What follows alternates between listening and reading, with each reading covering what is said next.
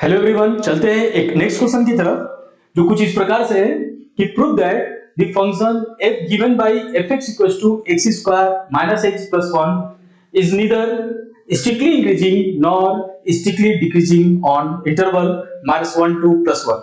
यानी कि इस सवाल में आपको ये शो करना है कि ये जो फंक्शन है ये -1 से लेकर +1 के बीच में नीदर स्ट्रिक्टली इंक्रीजिंग है नॉर स्ट्रिक्टली डिक्रीजिंग है। तो आइए देखते हैं कैसे इसको सॉल्व करेंगे। तो सबसे पहले इसको सॉल्व करने के लिए आप लिखते हो fx equals to X square minus X plus 1 और इसको आप क्या करते हो, डिफरेंशिएट कर देते हो। तो जैसे डिफरेंशिएट करते हो आपको मिलता है f dash equals to 2x minus 1। ठीक है, डिफरेंशिएट करने के बाद क्या करेंगे कि इस f डैश x को 0 के इक्वल रख लेंगे, यानी कि ये जो वैल्यू होगा 2x माइनस 1 इक्वल टू 0 और x इक्वल्स टू हाफ हमारा फाइंड आउट होगा। क्यों 0 की को रखते हैं? क्योंकि वो पॉइंट क्रिटिकल, इसको क्या बोलते हैं, क्रिटिकल पॉइंट बोलते हैं, जिसपे ये पता चल जाए कि यहां से किस पॉइंट तक हमारा इंक्रीजिंग और डिक्रीजिंग है। ठीक है ना। तो आप देख पा रहे होगे कि अपन ने रखा 1/2, इसके साथ साथ आपको इंटरवल दिया है -1 से लेकर +1 के बीच में चेक करना है। ठीक है ना।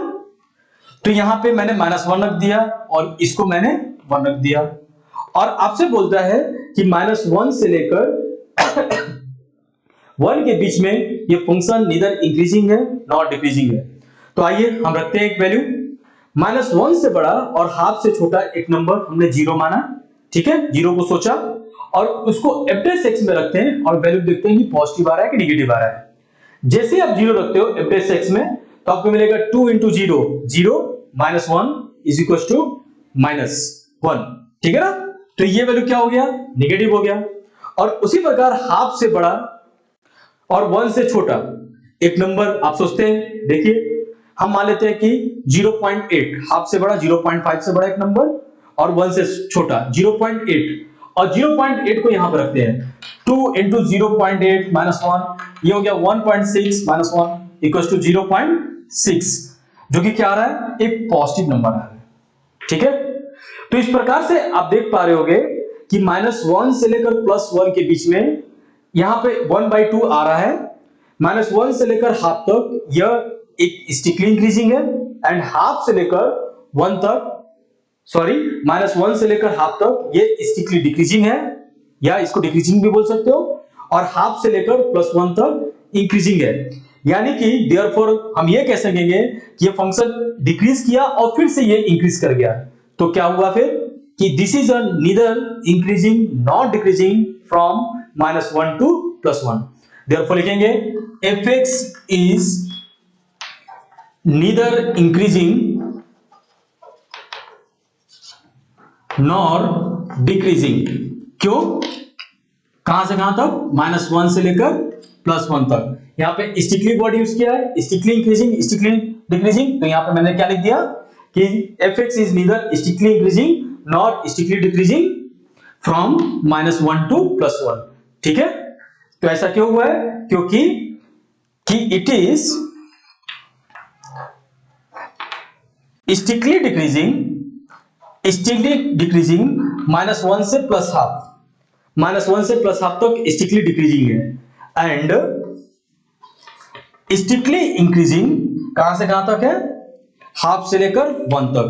तो देयरफॉर हम लिखेंगे fx is neither strictly increasing nor strictly decreasing -1 से लेकर +1 तक।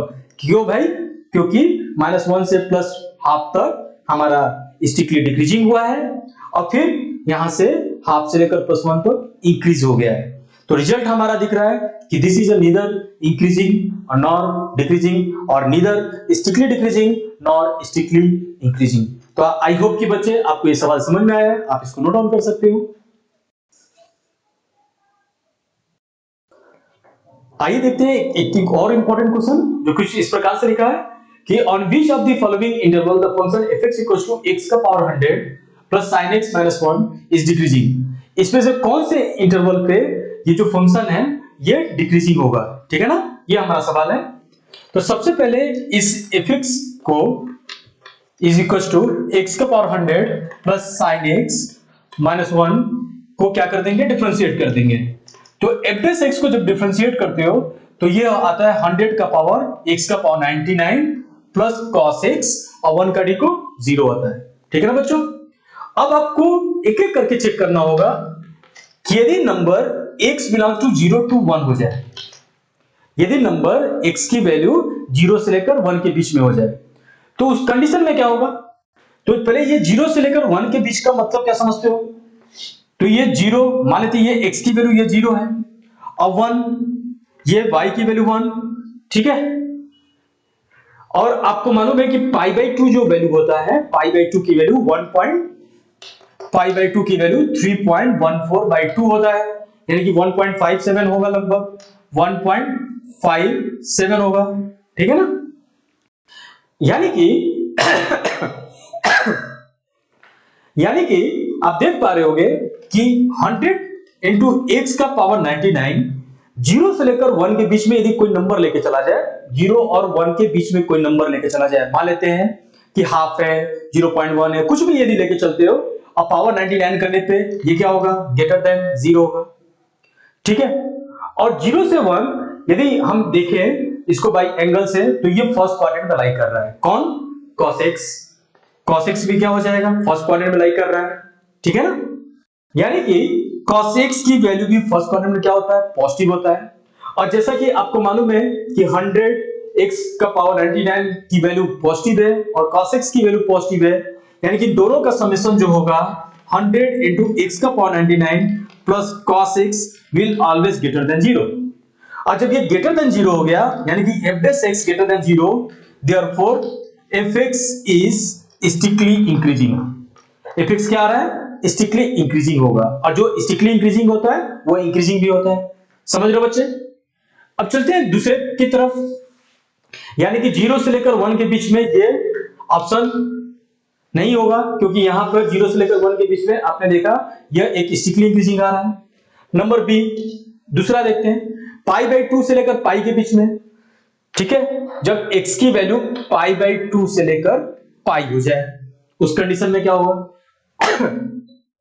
तो 100 x का पावर 99, पाई बाई 2 का मतलब 1.57, जस्ट आपको बताया गया। ठीक है ना। और पाई का मतलब 3.14, यदि इन दोनों के बीच में कोई नंबर रखा जाए x का तो ये क्या आएगा, पावर 99 है, जो कि पॉजिटिव बना देगा। ठीक है ना। और cos x को देखा जाए तो cos x की जो वैल्यू होगा वो निगेटिव होगा। ऐसा क्यों? क्योंकि आपने पढ़ा है कि सेकेंड क्वाड्रेंट में पाई बाई 2 से लेकर पाई के बीच में सेकेंड क्वाड्रेंट में जो वैल्यू होता है हमारा cos x का, वो निगेटिव होता है। ठीक है। यानी कि cos x की वैल्यू निगेटिव होगी, लेकिन ये निगेटिव, यहां पे एक निगेटिव है और यहां पे ये पॉजिटिव है, दोनों का समेशन, अब रिजल्ट क्या होगा।